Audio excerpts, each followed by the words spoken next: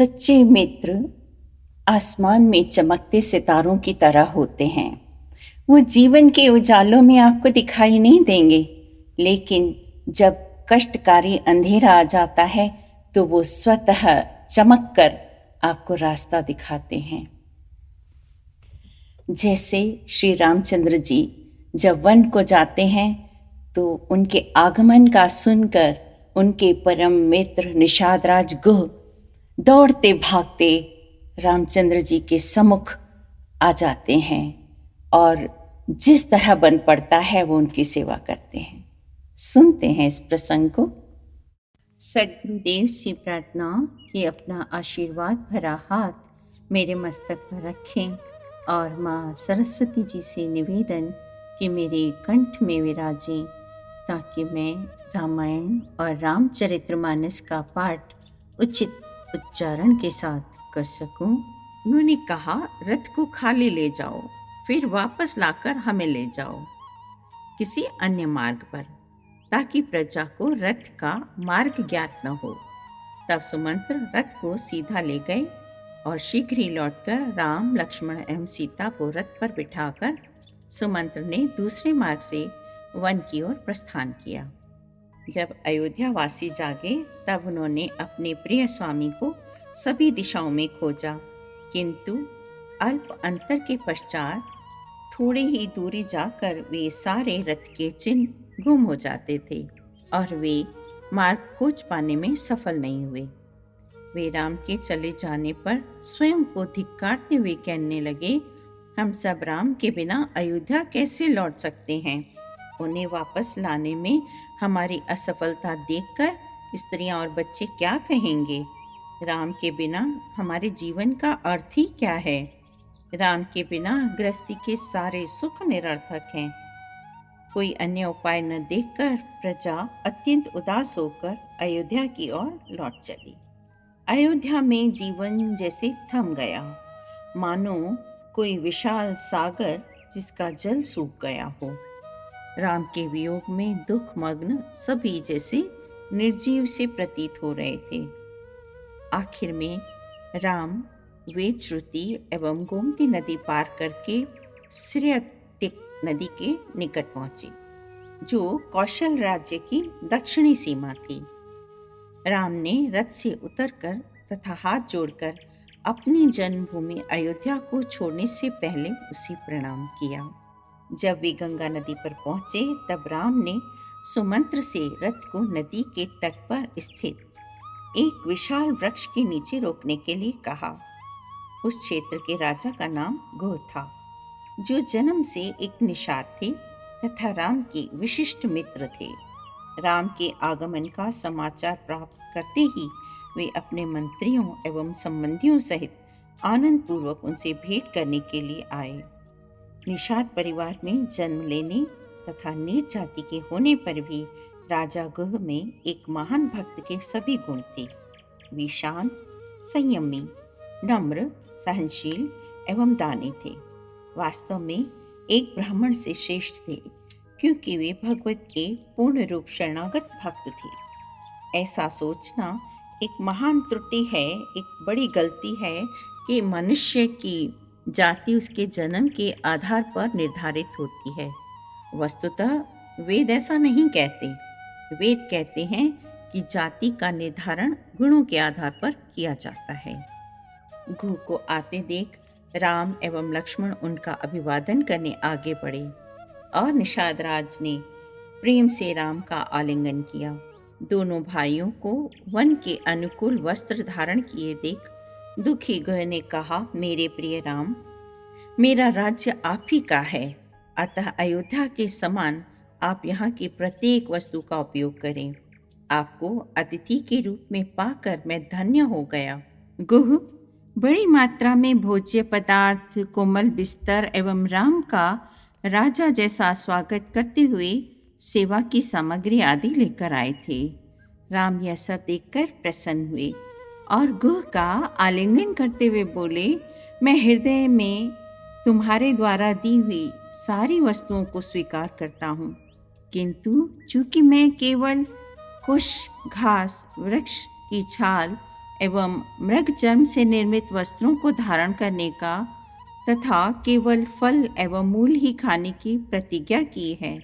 अतः इन उपहारों का उपयोग मैं नहीं कर सकता।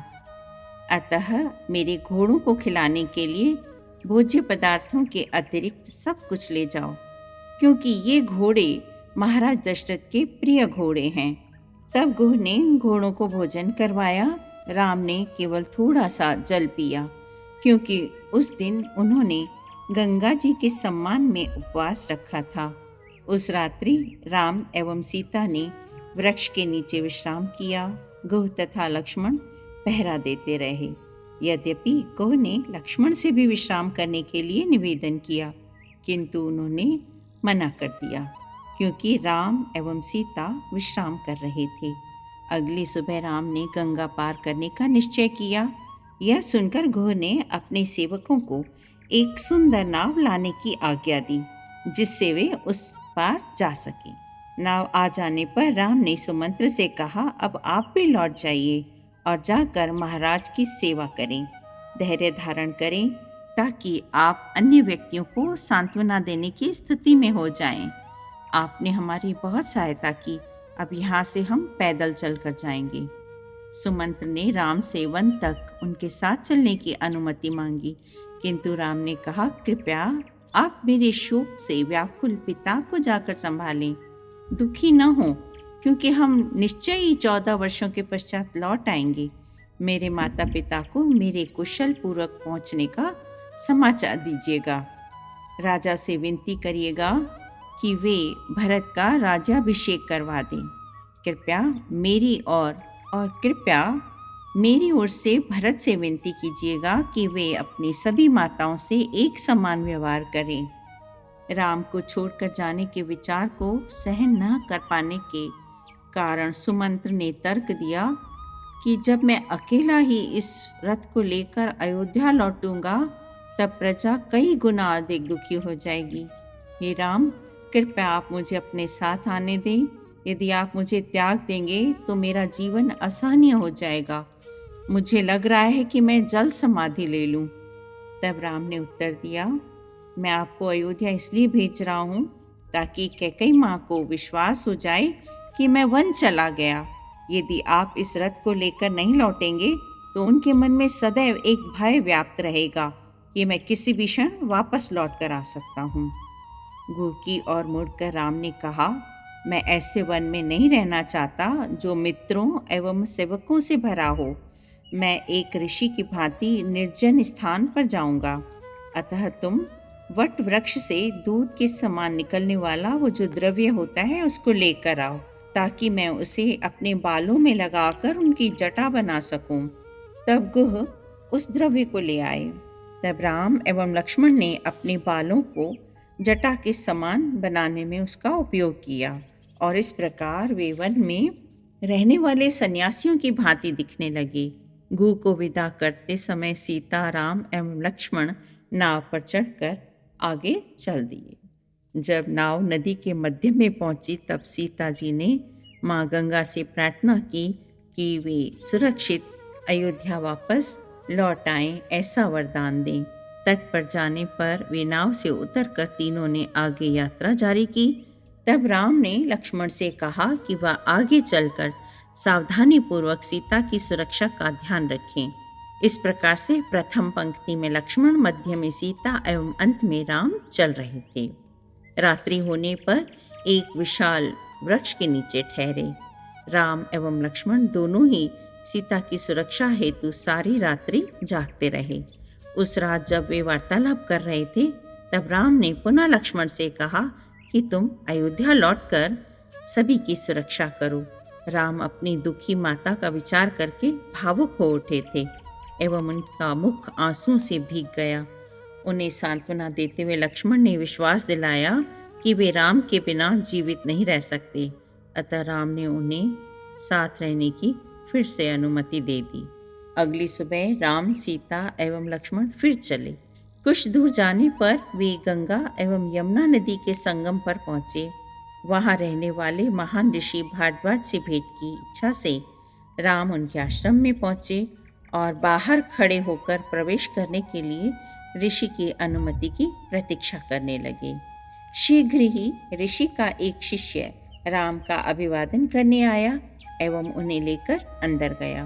राम ने भारद्वाज मुनि को ध्यानमग्न तथा शिष्यों से घिरे हुए देखा। राम ने स्वयं का परिचय दिया एवं वन में आने से संबंधित घटनाओं का उल्लेख किया। तत्पश्चात भारद्वाज ने राम, सीता, लक्ष्मण का यथोचित स्वागत किया। भोजन के लिए फल एवं मूल से बने अनेक प्रकार के भोजन पदार्थ उनको दिए। ऋषि ने उनके निवास के लिए योग्य स्थान का प्रबंध किया और कहा, हे राम, मैं आपके आगमन की प्रतीक्षा कब से कर रहा हूँ। जब से मैंने आपके निष्कासन का समाचार सुना है। मेरी इच्छा है कि आप वनवास के 14 वर्ष शांति से मेरे आश्रम में ही व्यतीत करें और मेरे शिष्यों की सहायता से आपको यहाँ किसी प्रकार की असुविधा भी नहीं होगी। जय राम जी की। अगर आपको मेरा वीडियो पसंद आया है तो मेरे चैनल को सब्सक्राइब जरूर करिएगा और अपने ही जैसे राम भक्तों को शेयर जरूर करिएगा। जय राम जी की।